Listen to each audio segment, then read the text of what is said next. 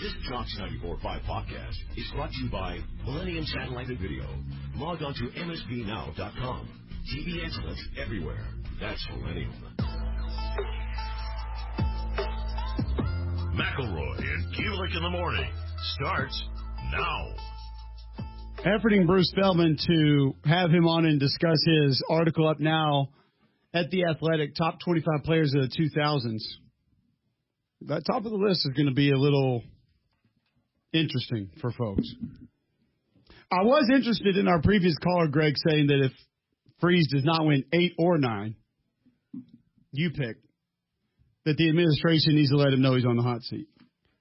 They put out like a... How does that conversation go? Well, do you put out like a memo? An all-points bulletin? I just don't. Is that going to make the bottom line on ESPN? Hot seat engaged. The pilot is lit. My question is, who determines the hot seat? Who puts him on it? I think the check writers are the ones that determine the hot seat, and they're the ones that are fully behind him. So I don't think he's in jeopardy outside of a complete and utter failure this year. I don't think there's any jeopardy of him being relieved of his duties. I think he's done a pretty good job, and to be honest with you, I'm not sure.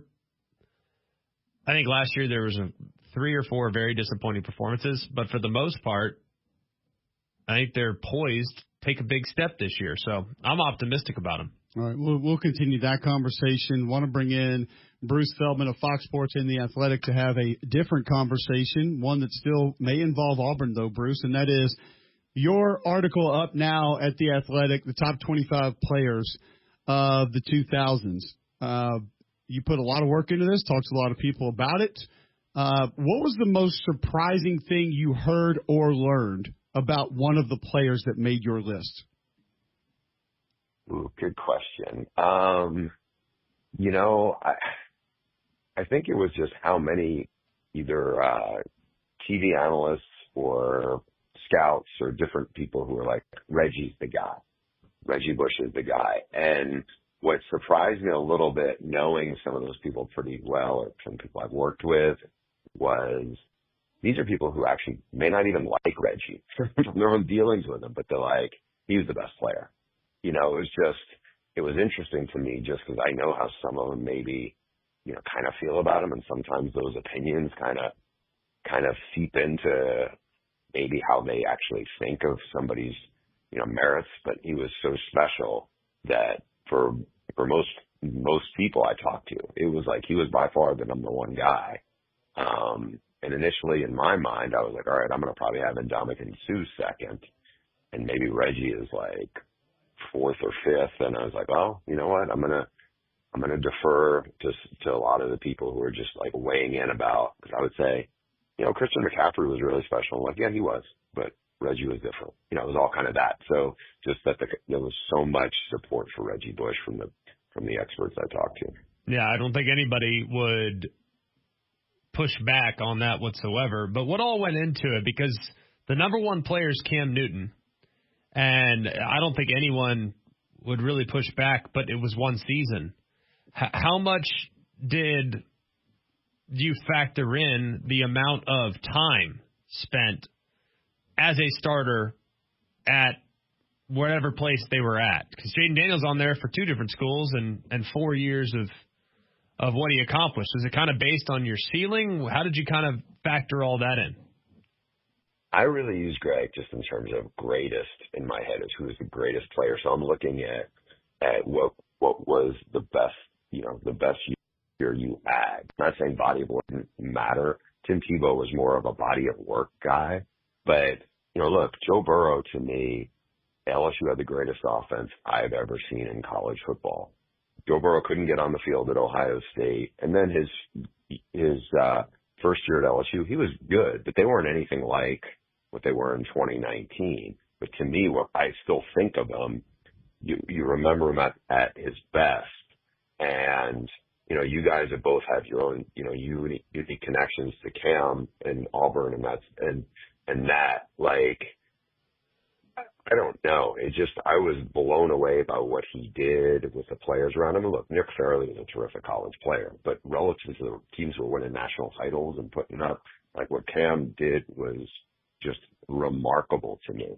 And I think that's the part that was really, something that just stood out, because you're also looking at guys who maybe have a body of work, and then you're looking at other guys where, it was maybe one great year, and maybe they only played 2 years. I mean, Tyrann Mathieu only played 2 years at LSU, but I just remember how impactful he was, how unique of a player he was, and to me, it's different than like the NFL where guys can play for a long time. I just think it's like greatest to me is like, what. And again, these seasons are longer, so it wasn't like, hey, this guy had one great game. It wasn't, I'm not saying diminishing Tavon Austin, but if I was going to judge, like, what was the most awesome performance, like Tavon Austin against Oklahoma's up there, but it's different than some of these other things. So that was for me how I looked at it. I looked at it as more like when they were at their best. Can I credit? How great was that? Go ahead. I'm sorry. I didn't mean to interrupt you, Bruce. I apologize. No, I was just going to say, like, when they were at their best, how great was their great? I would also like to commend you for having Quentin Nelson at 25. I don't know how many people you talked to that threw him in the mix or wanted him on the list, but as somebody that if I would have had a Heisman vote would have been number one on that ballot, that I don't think it would have been wrong to take him with the number one pick. That's how good of a player he was in college. Greg rolls his eyes, but that's where I was on him. So thank you. Thank you for at least right guard's a big deal. I'm going to defer to our mutual friend Aaron Taylor. Aaron and I work together at CBS. He knows Notre Dame more about. Well, I said to him, I'll tell you this behind the sausage here. I said, hey, I got Joe Thomas, I got Penei Sewell, I got Bryant McKinney. I forgot who the other one was. And for him, it came down to Penei Sewell or Quentin Nelson. He explained to me his rationale, and I'm going to defer to him on that. My rationale would be put the bowl game on against LSU and look what he did to multiple number one draft picks on that defense. And that's about all you need to see. So, Greg, check the tape. Floor is yours. What has been the biggest point of contention? I would imagine Tebow at 8 would be somewhat controversial. I actually kind of agree with it. I think it's about right. Vince Young, I would imagine probably a little controversial. He was at 7, I believe. Andrew Luck, to me, there's nobody that I think played the game at a higher level with all due respect, pretty average supporting cast. We've got a couple into the show, Bruce, and it's Manziel not being on the list. How has that happened? Man. That was it. And you know what's funny is I spent more time around Johnny than I probably did almost anybody on that list. Maybe anybody, because I was like worked on a QB book, and it was really the last year of Johnny there. And Johnny was awesome. And I don't, because he was awesome in terms of like they had a top 5 season. When did that happen in the previous 49 years or so at Texas A&M? And, it's hard to keep the list to 25. I probably should have had him on. That's the one where I was like, maybe I overthought this, to be honest. I don't know. It's because it was 2 great years. They were wild and tumultuous, but honestly, Cam's great year was wild and tumultuous. Tyrann Mathieu was too. I don't know. That was the one I was like, because people would say to me, because I went to my editor and I was like, is there anything obvious you're missing or you think I'm missing here? And he was like, Adrian Peterson. And I was like, I get into Adrian Peterson. I start thinking like Saquon was awesome. And I was around Saquon and covered him more than I did Adrian Peterson. But, it's hard to keep the list of 25. Johnny is the one where I was like, I think I would have probably redid that part at the end. And I don't think I would have bumped Quentin Nelson. So then do I bump Tyrann Mathieu or I don't know. That was the tough one for me.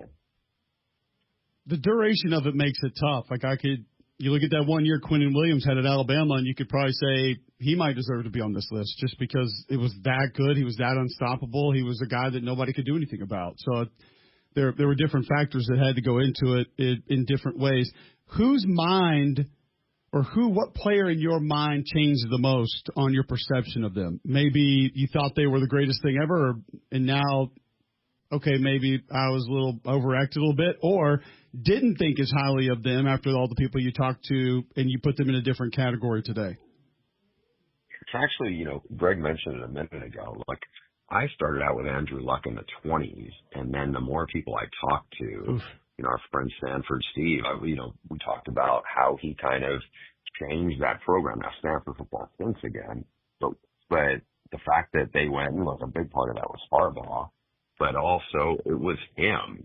He was a guy who helped change the perception of that program, and it happened pretty fast.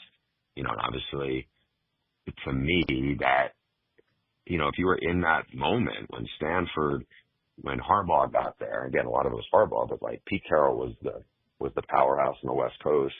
They went after it, and then, in middle of his career, they're winning BCS bowls, and top recruits are wanting to go there. So I would say, he was one for me that I kept on bumping him up higher and higher the more people I had conversations with that I respected. And I was like, yeah, that's one I think that he needs to be in the top 15, not like 24. Monster.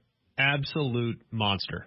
The best, I think the best and most talented quarterback I've ever seen as far as just a complete freak. He was good. He was really good at everything, right? He was unbelievable. A guy who could run, who was accurate, super smart, super cerebral, like – he was unbelievable. He checked off every box in a resounding way. He was absolutely incredible. A couple defensive linemen that made the list. I was kind of intrigued because Terrell Suggs is not a guy he came in at number 10, and he was not a guy that garnered a ton of attention, I feel like, in college. Nobody saw him play. Those games weren't even on television then. He's playing at midnight. Yeah, like oh my gosh, what is wrong? I'm just letting you know. Why do you have to take shots? That's not a shot. That's one of the reasons. Like that was right before Pac-12 After Dark got cool, and I would love to do a study, Bruce, of when his games were even on and what networks they were on. Go look at this came up last night on that The Athletic has an offsite right now. Last night we were in the bar and we were talking. People were looking up what was that on Versus? Was that on PBS? Was that Fox Sports Net? I'm sure Petros was doing a bunch of those games. It was like, was anybody watching? You might not have heard them. You might have seen them in a sports bar late at night. That was the deal. But the sack numbers he put up were insane. It was almost from the moment he got there, he was super productive. And, I asked Rick Neuheisel about him because he had a game where he just couldn't block him. And he was like, man, I had that kid coming on a recruiting visit and our admissions people were like, yeah, I don't know if we can take him. And then all of a sudden he has like 4.5 sacks and 6 TFLs against them. And that's what he did to almost everybody. Was there, how much did you take into account supporting cast? Because that's what I think separates Andrew Luck a little bit. He just didn't have anyone else around him. Terrell Suggs, I think, would be somewhat comparable, with all due respect to the supporting cast that Lamar Jackson had at Louisville. The guy was honestly almost by himself. It's the worst offensive line for any Heisman Trophy winner I've ever seen. The guy was absolutely absurd. It's just unbelievable. And yet, Joe Burrow sits at 4. And I'm not sure there's ever been a quarterback that has ever taken the field with a better supporting cast than Joe Burrow. It was absurd with what he had in Jamar Chase and what he had in Justin Jefferson, who are two of the best players, not just in college, but now have transcended even in the NFL. So how much did you factor in supporting cast?